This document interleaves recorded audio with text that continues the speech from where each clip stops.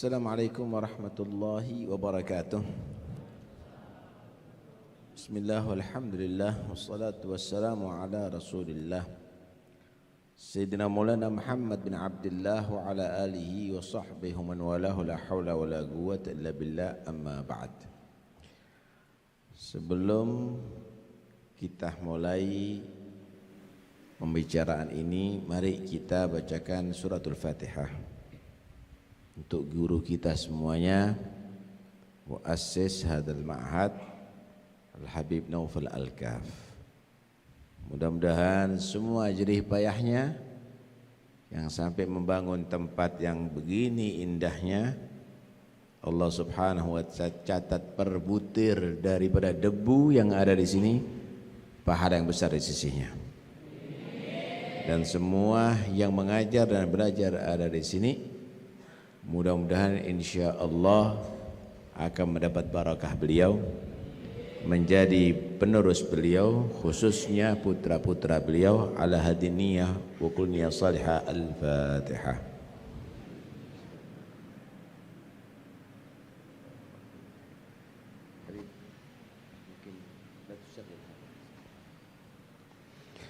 Alhamdulillah,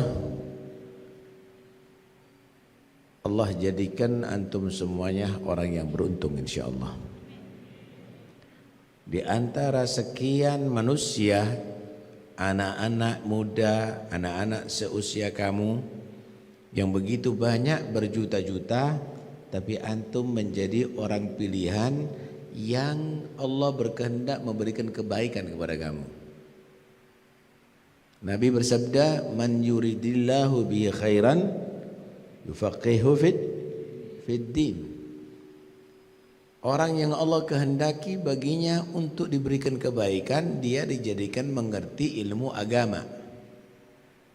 Al-farq kabir bainal murid wal murad bihi, bainal talib wal matlub, bainal khatib wal makhtub. Sangat berbeda dengan orang yang berkehendak, berharap, dengan orang yang memang diharapkan. Orang yang mencari dengan orang yang dicari sangat berbeda. Semua mengharapkan kebaikan, hatta orang-orang kufar mengharapkan kebaikan daripada Allah. Tapi kamu menjadi orang yang Allah menghendaki kebaikan bagimu. Alhamdulillah, uskurullah. Talibul ilm, orang yang mencari ilmu ini, dia dicintai oleh para malaikat Allah. Innal malaika la tada'u ajnihataha li talibil ilmi ridwan bima yasna'. Para malaikat ini menghamparkan sayapnya untuk orang yang mencari ilmu, karena senang, ridha dengan apa yang diperbuat oleh talibul ilm, orang mencari ilmu. Menghempiskan sayap kinayatun, itu berarti maknanya adalah bisa tawadhu, hormat, ta'zim wa tawgir. Hormatnya malaikat kepada orang yang mencari ilmu. Juga bermakna ridha, malaikat itu ridha dengan apa yang dilakukan oleh yang mencari ilmu. Bahkan ada menyatakan itu adalah haqiqah, karena malaikat itu dawatil ajnihah. Para malaikat itu punya sayap-sayap. Uli ajnihatim mathna wa thulatha wa ruba'. Para malaikat itu punya sayap-sayap. Dalam hadis yang sahih, malaikat Jibril itu sayapnya ada 600 sayap. Itu para malaikat menghamparkan dalam hakikahnya sayapnya menjadi alas kaki orang yang mencari ilmu. Kamu bisa bayangkan kalau ada tamu nih ke pondok ini dari Jakarta ke pondok ini, Darul Habib, instruksi presiden tidak boleh kakinya menginjak aspal. Tidak boleh kakinya menginjak ada di tanah, harus melewati babut permadani buatan Itali misalnya, atau buatan Turki yang sangat mahal. Itu bisa bayangkan, Allah, begitu mulianya itu tamu sehingga dihormati model begitu. Begitulah juga para malaikat Allah, bukan permadani tapi sayapnya digunakan untuk sebagai alas kaki orang yang mencari ilmu. Luar biasa antum dicintai oleh para malaikat Allah Subhanahu wa ta'ala. Pahalanya antum adalah luar biasa, akan dapat mencari ilmu ini pahalanya luar biasa. Dalam hadis, huduru majlis ilmin sa'ah khairun min an tusalliya alfa rak'ah wa ta'uda alfa marid wa tusyayyi'a alfa janazah. Kamu menghadiri majlis ilmu sesaat saja, itu pahalanya lebih baik, bukan sama, lebih baik, lebih besar, lebih gede daripada kamu sholat sunnah 1000 rakaat ditambah menjenguk orang sakit 1000 orang ditambah mengubur 1000 jenazah. Kira-kira kalau kamu 1000 rakaat itu perlu berapa bulan sholat sunnahnya? Menjenguk orang sakit 1000 orang sakit, berapa rumah sakit yang nanti harus keliling? Mengubur 1000 jenazah perlu berapa bulan itu kira-kira? Kamu hadir sesaat dengan niat yang tulus dalam majlis ini, pahala tiga-tiganya jadikan satu, masih gede pahalanya kamu. Alhamdulillah. Man kharaja li talabil ilmi, man kharaja min baitihi li talabil ilmi wa lam yaqsid ghairahu kana fi sabilillahi hatta yarji'. Dalam hadis juga Nabi menyatakan, siapa orang yang keluar dari rumahnya untuk mencari ilmu dan tidak ada tujuan yang lainnya, alhamdulillah, mudah-mudahan kamu keluar dari rumah untuk cari ilmu, gak ada tujuan yang lainnya, maka dia tercatat jihad fisabilillah sampai dia pulang. Jadi mudah-mudahan semuanya panjang umur ya. Kalau ditakdir ada yang mati, mungkin di tengah jalan atau ada di pondok, maka dia nanti dari kiamat dikumpulkan dengan syuhada, dengan orang-orang yang mati syahid. Luar biasa.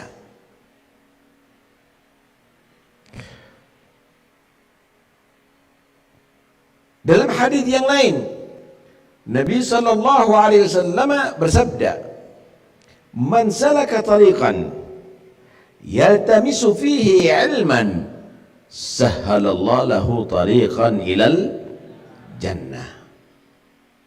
Yang siapa orang yang berjalan untuk mencari ilmu, kamu bahkan menyeberangi lautan lewat udara penuh risiko untuk mencari ilmu, maka jalannya ke surga dimudahkan oleh Allah. Masuk surga itu sulit, harus melalui beberapa fase, rintangan-rintangan. Pertama, syaratnya masuk surga harus matinya husnul khatimah. Kedua, selamat dari fitnah kubur. Ketiga, lolos daripada hisab. Keempat, sukses dari dalam pengadilan Tuhan. Kelima, timbangan amal solehnya harus berat. Kelima, harus meniti jembatan sirat. Wah, banyak sekali rintangannya. Tapi bagi orang Allah sampai masuk surga Allah. Tapi itu adalah untuk al-ilmun nafi', ilmu yang manfaat. Karena ilmu itu ada dua. Al-ilmu ilman. Ilmun fil qalbi wa dhalika huwa al-ilmun nafi'. Wa ilmun fil lisan wa dzalika hujjatullahi 'ala ibni Adam. Ilmu itu dua macam. Ilmu yang masuk meresap dalam hati, yang asalnya dulu dia tadi itu banyak maksiat, matanya melihat yang haram, dengan ilmu astagfirullah dia jaga, takut sama Allah, gitu dosanya ya. Yang asalnya senang dengarkan musik, setelah dia punya ilmu astagfirullah, anda nggak mau ngotori lagi, nggak mau dengar lagi. Yang asalnya sombong, yang asalnya cinta dunia, yang asalnya maksiat, yang asalnya itu wadzalika huwal ilmun nafi, itu ilmu manfaat karena masuk hati itu. Wa ilmun bil lisan, ilmu cuma di lisan. Ceramah di atas mimbar, ngajar, tapi sholat berantakan, ibadah berantakan, akhlak nggak karuan. Wadzalika hujjatullah 'ala ibni Adam, itu adalah nanti bukti Allah untuk menyiksa hambanya. Jangan dianggap cukup dengan ilmu akan selamat, nggak ada. Bimujadaril ilm yadkhulul jannah, cukup dengan ilmu masuk surga, nggak bisa.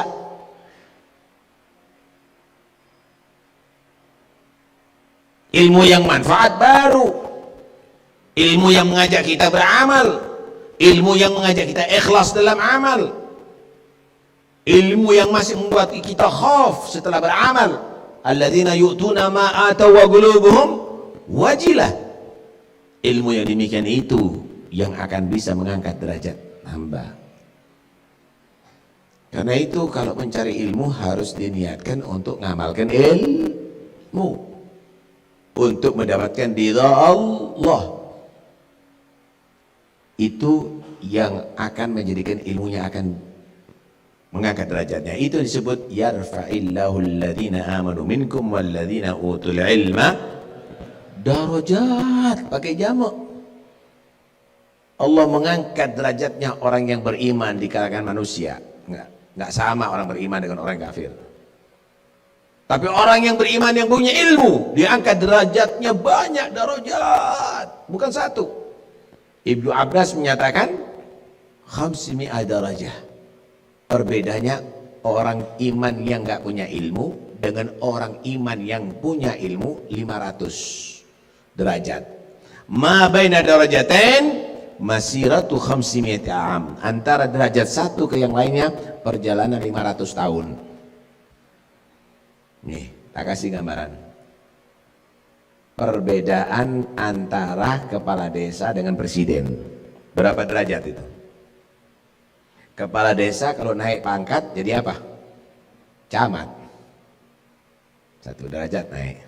Camat kalau naik pangkat jadi apa? Wali kota atau bupati. 2 derajat berarti. Bupati kalau naik pangkat jadi apa? Gubernur. 3 pangkat. Gubernur kalau naik pangkat jadi apa? Menteri. Menteri kalau naik pangkat jadi apa? Presiden. Cuma 5 derajat bedanya. Tapi satu presiden dia tadi itu mengatur seluruh kepala desa dalam satu dalam satu negeri.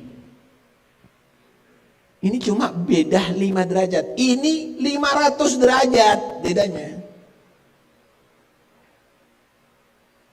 Menteri supaya jadi presiden, ya mungkin dia belajar 5 tahun. Gubernur supaya jadi menteri, ya mungkin 5 tahun. Derajat satu ke derajat yang lain cuma hanya tahunan atau bulanan. Tapi ini derajat satu naik ke derajat berikutnya 500 tahun. Kapan bisa mengungguli orang yang enggak berilmu dengan orang yang berilmu? Asal ilmunya manfaat. Nah, karena itu niatkan dalam belajar untuk mencari ilmu. Maka kamu akan termasuk manusia yang dicintai oleh Allah, dicintai oleh para malaikat Allah, dicintai para anbiya Allah dan salihin. Baik. Ada orang mencari ilmu, nah cari ilmu nanti supaya jadi penceramah dapat amplop, nanti ana dapat bantuan mobil, nanti ana akan buat proposal supaya dapat duit, saya akan dikenal, saya akan diciumi tangan, saya akan. Orang yang demikian dikatakan Nabi, man talabal ilma mimma yubtagha bihi wajhullah liyukabira bil ulama aw yumariya bihi sufaha aw liyasrifa bihi wujuhan nas falyatabawwa maq'adahu minan nar. Siapa orang cari ilmu yang seharusnya ilmu ini adalah untuk Allah, untuk ibadahnya dia kepada Allah, untuk dia cari derajat di sisi Allah, tapi hanya sekedar untuk menjadi orang yang terunggul di antara ulama. Siapa yang lebih alim daripada aku? Ingin jadi ketuanya ulama? Atau dia tadi itu berdebat dengan orang yang sama bodohnya dia. Orang sufaha itu orang yang mau debat kusir, nggak cari kebenaran tapi cari pembenaran. Hanya sekedar untuk begitu, diplomasi, cuma pintar-pintaran ngomong aja. Atau cari perhatian orang, popularitas, fotonya dipajang di mana-mana. Kasih titel lagi imam sholat mungkin. Karena itu seperti tadi, jangan mengulangi lagi, ya. Al-allamah jangan. Ente boleh panggil syekh, boleh syekh pun jangan. Guru kita boleh, nggak ada masalah. Tamu kita nggak masalah. Al-allamah, siapa al-allamah? Itu orang-orang alim di Hadramaut itu dia dijuluki bukan al-allamah, talibul ilm.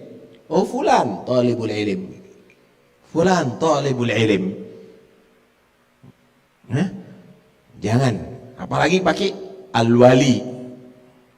Jangan ngasih titel sama orang. Jangan ngasih titel sama orang. Sono Allah yang ngasih titel itu nanti. Jangan dibiasakan begitu. Ya panggil guru kita nggak apa-apa, tamu kita nggak ada masalah begitu ya. Kalau di tempatnya kita ustadzi, ustadzuna nggak ada masalah. Kami juga pernah tegur itu, kemarin juga kami tegur itu, nggak usah panggil allamah lagi, awas ente kepada muridnya anak. Hati-hati ya. Nanti anak ceritain bagaimana orang kalau ngasih titel tapi nggak tepat. Anak ceritain nanti. Siapa orang mencari ilmu tapi tujuannya untuk itu semuanya, cari popularitas, mau untuk berdebat, hanya untuk ditokohkan, masuk surga. Falyatabawwa maq'adahu minan nar. Suruh siap-siap, udah disediain tempat di neraka untuk siksa. Yang bagus kalau punya cari ilmu.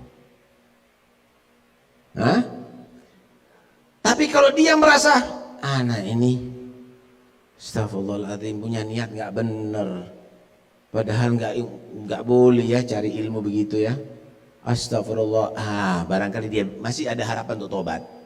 Yang repot udah niatnya nggak bener, cari ilmu model begitu untuk cari duit, merasa dirinya warasatul anbiya, ini pewaris nabi ngumpulin dunia. Waris Nabi, ambisi, kehormatan. Kalau sudah begitu, wah ini yang bahaya. Kalau nggak tobat, jangan-jangan su'ul khotimah itu orang. Bahaya. Kan itu jangan sampai niat nggak benar. Kemudian bagi kamu yang talibul ilm, pengen tahu ilmu kamu manfaat apa enggak? Pengen tahu ini, ilmu kamu manfaat atau tidak? Dengarkan baik-baik. Sebelum kamu belajar sama setelah belajar, koreksi. Kalau ibadahnya kamu meningkat, takutnya kamu kepada Allah meningkat, istihadnya kamu mendekatkan diri kepada Allah meningkat, jauhnya kamu yang diharapkan oleh Allah semakin nampak, maka ilmu kamu manfaat. Ini jadi ustadz kok masih ngeliat film porno ya? Dulu padahal enggak. Hatam kitab ini masih dia chattingan sama wanita ajnabiyah ya. Hati-hati, tanda ilmu kamu enggak manfaat. Guru Kalau tahu muridnya model begini tidak bisa dinasehatin, jangan dijadikan alim. Kalau tahu bahwa dia itu adalah orang yang fasid dan tidak ada harapan untuk diislah, diperbaiki, jangan dijadikan alim. Kenapa? Ini calon dari Jaddal nih. Lihat di kitab Bidatul Hidayah. Fa inna muallimahu syarikun fil ithim li'annahu mu'inun ala ma'siyatillah. Guru orang yang punya murid demikian, nih ngelanggar terus, lihat film porno, kemudian pacaran, kemudian melanggar itu dan ini, pulangkan. Kenapa? Guru yang mengajar muridnya demikian ini adalah membantu untuk dia maksiat kepada Allah. Kalaupun jadi alim, jangan-jangan dia jadi penerus Dajjal, bukan pewaris Rasulullah SAW. Man a'ana ala maksiatin walau bisyatri kalimah kana syarikan lahu fil ithim. Siapa orang yang membantu dalam maksiat kepada Allah walaupun dengan satu kalimat. Di mana tempat zina? Tuh. Akhirnya orang berzina gara-gara dia. Tuh, gitu aja. Dosanya sama dengan menzina. Karena itu harus selektif. Cari murid yang sekiranya bisa manfaat ilmunya diterima oleh dia. Karena ilmu ini seperti hujan. Ilmu ini seperti hujan. Kalau air hujan diserap oleh pohon mangga, akhirnya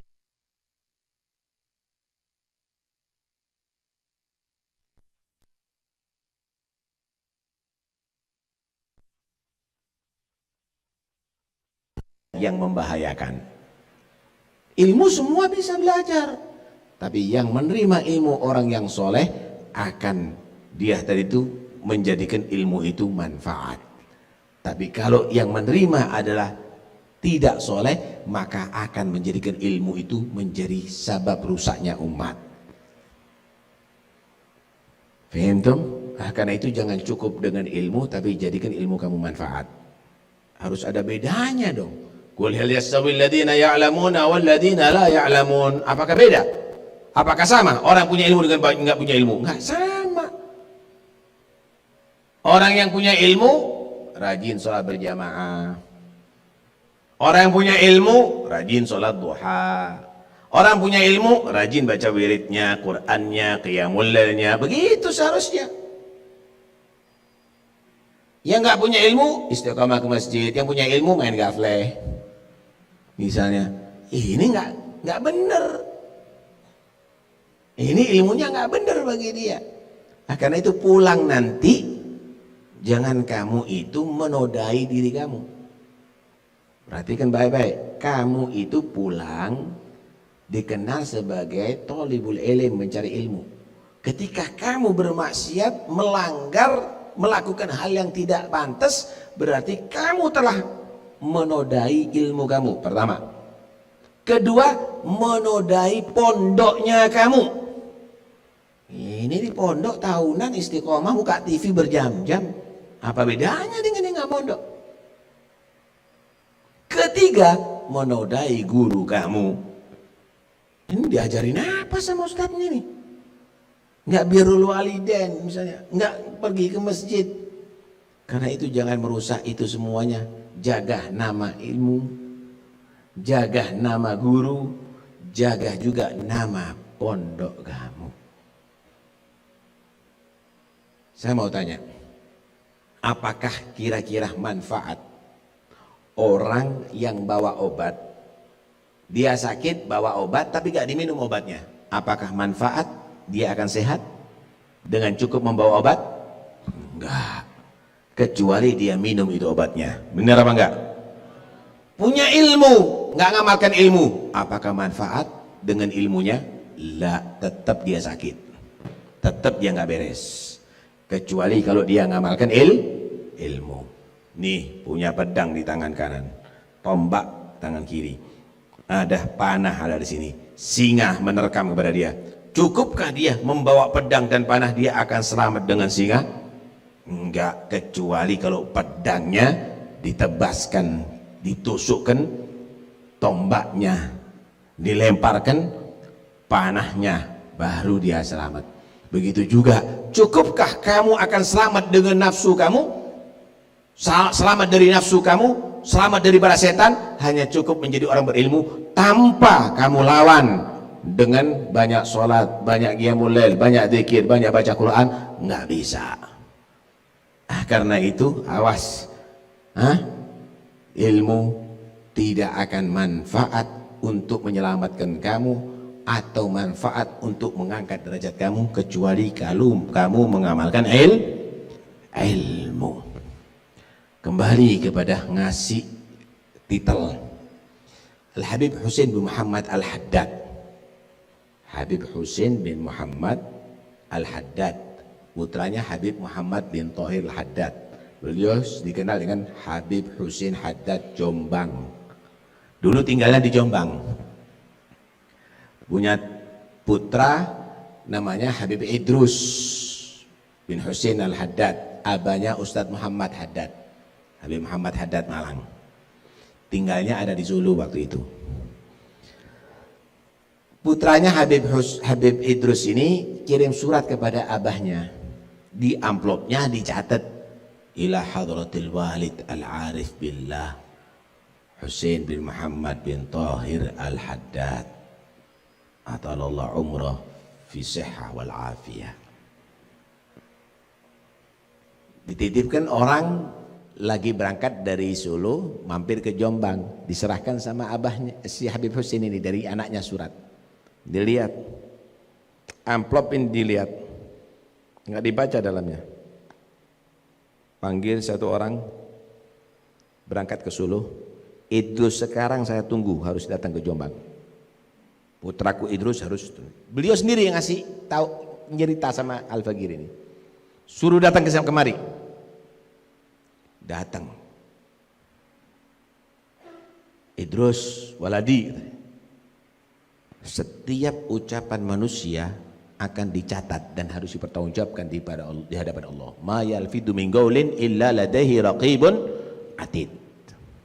Begitu juga setiap tulisan ente dan gerakan ente harus dipertanggungjawabkan di hadapan Allah. Kamu nulis Al-Arif Billah, tahu dari mana ente? Abamu Arif Billah. Kau harus tanggung jawab ya waladi, nanti di hari kiamat dengan tulisan kamu, dengan ucapan kamu, dengan perbuatan kamu. Ente kira abah kamu senang dengan pujian ini? Awas kamu ulangi lagi. Masya Allah. Padahal siapa nggak kenal beliau Habib Husain bin Muhammad Al-Haddad. Ilmu, akhlak, tawadhu, semuanya. Mujabud dakwah dan seterusnya. Tapi begitulah bagaimana mereka alladzina yu'tuna ma atau wa qulum wajilah. Semakin banyak amalnya, semakin takut kepada Allah, semakin tawadhu kepada Allah Subhanahu wa taala. Karena itu, ayo jadi murid-murid yang bisa ngamalkan ilmunya. Siap ngamalkan ilmunya? Salat berjamaah insyaallah ada di rumah. Ya, salat berjamaah ya. Nah, coba puasa nanti Ramadan jangan ada yang lihat televisi. Jangan ada yang lihat televisi. Istiqomahkan baca Quran. Ana kalau setiap hari baca 10 juz berarti 3 hari ana hatam Quran selama 1 bulan, berarti ana bisa hatam 10 kali. 10 juz ya. Habis subuh misalnya 2 juz, dohor 2 juz, asar 2 juz, setelah isya 2 juz, setelah sahur atau sebelum sahur 2 juz misal. Wah terlalu banyak Ustaz, 5 juz setiap hari. 5 juz setiap hari. 1 juz sampai sholat. Kalau bisa 5 juz setiap hari berarti 1 bulan 6 kali hatam. Wah nggak bisa nah. Nggak bisa. 1 juz setengah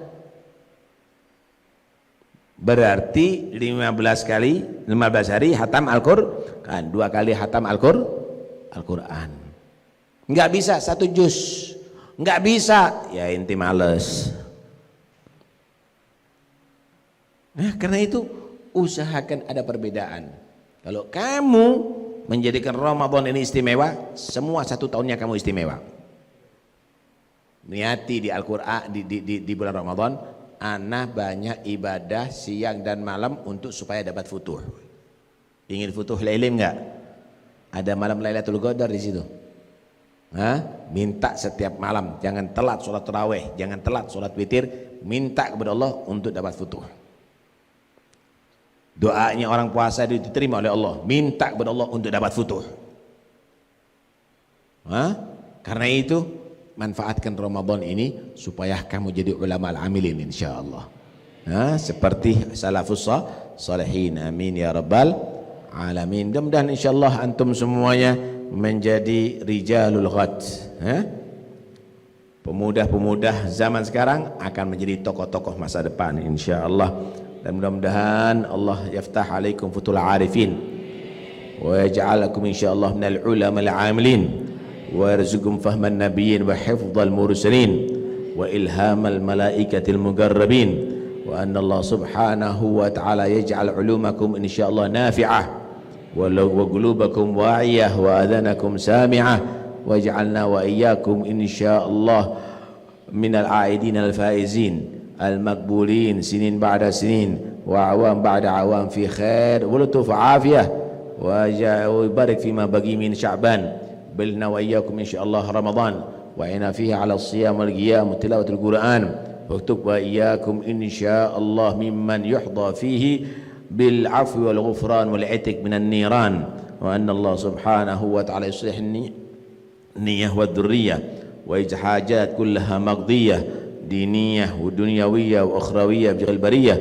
ويغفر لأخينا الحبيب نوفل الكاف ويضعف له الحسنات وكان يكفر عنه الذنوب والسيئات ويرفع له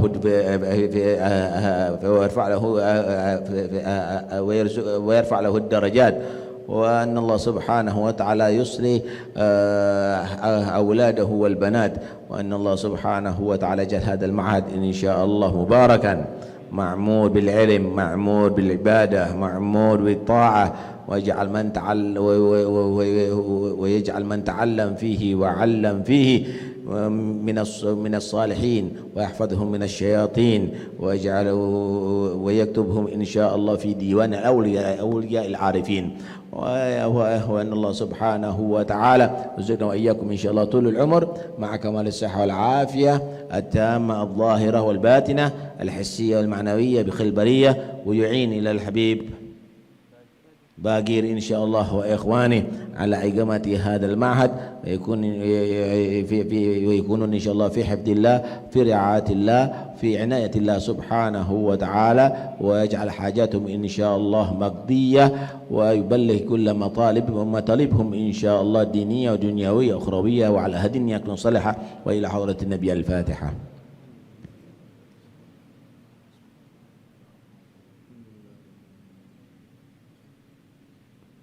وصلى الله على سيدنا محمد وعلى آله وسلم الحمد لله رب العالمين. السلام عليكم ورحمة الله وبركاته.